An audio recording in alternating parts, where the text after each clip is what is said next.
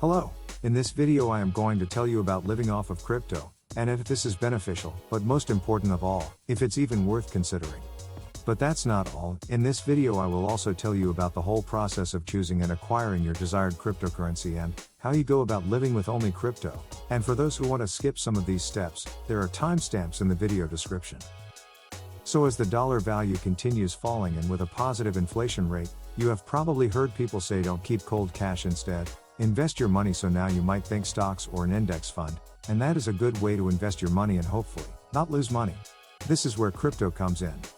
Cryptos are decentralized currencies that nowadays are a viable way to replace your fiat currency. The first thing you want to consider is what crypto coin you want. You could choose something like Bitcoin, where the price can fall and rise by many percent throughout the year. But since you're going to be living off of it, you should probably consider a stable coin. These coins, as insinuated, have a stable price, compared to the volatile coins that we all know. Many stable coins are backed by a fiat currency, and many track the price of another currency, such as the dollar. However, if you like another currency, you can just find a stable coin that is backed or tracks another fiat currency, such as true Australian dollar or even gold, like PrimeXBT. Lastly, there are also stable coins that aren't backed by a fiat currency. For example, the price of DAI token is controlled by supply and demand that ties into its lending platform. If you want to hear more about the DAI stablecoin, I have a link to Coin Bureau's review of DAI in the description. Now that you have hopefully figured out what coin you want, all you need to do is get the crypto coins. First, you need an account to a cryptocurrency exchange.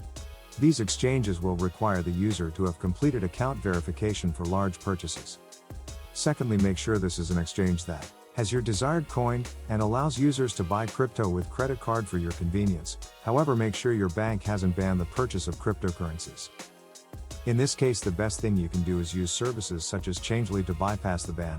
However, you might have to pay a higher fee. Another thing that is a huge plus for a cryptocurrency exchange is if they have crypto payment card. However, this is not a must when you're just acquiring your crypto, since you will most likely use both an exchange and a payment card provider.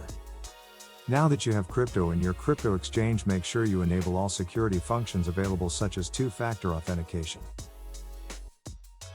Now that you finally have your cryptocurrency, how do you actually use it?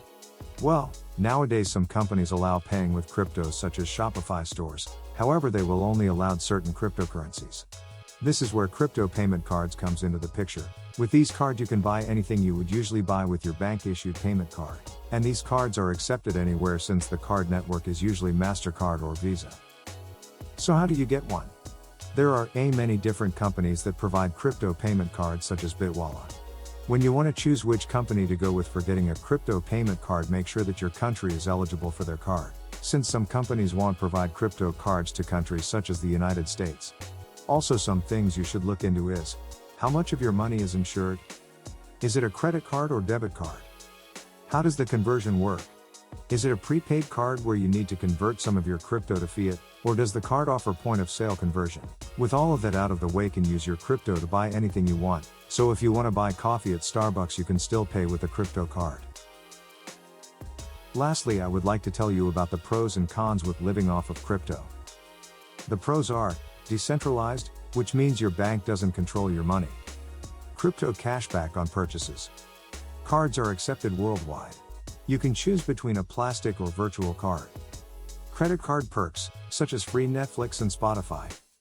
Interest rate on your money, from staking or lending your money. Crypto loans that requires no credit check, with a low interest rate. However, there are some cons. Area restrictions when it comes to ordering the card. Fees on crypto cards.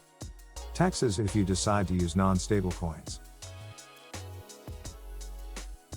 For many people, having both crypto and a traditional bank is easier. Utilizing crypto cashback card perks such as Crypto.com's free Netflix and Spotify, you can solely live off of crypto if you are flexible enough to look for alternatives when needed, for example a bank loan.